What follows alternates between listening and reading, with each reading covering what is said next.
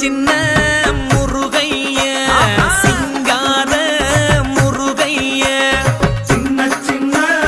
முருகைய சிங்கார முருகைய கொஞ்சி கொஞ்சி தமிழ் பேசும் செந்தில் வடிவேலனவ கொஞ்சி கொஞ்சி தமிழ் பேசும் செந்தில் வடிவேலனவ சின்ன சின்ன முருகைய சிங்கார முருகைய கொஞ்சி கொஞ்சி தமிழ் பேசும் செந்தில் வடிவேலனவ சுப்பிரமணிய சாமி என்பார், கார்த்திகேயன் என்பார்,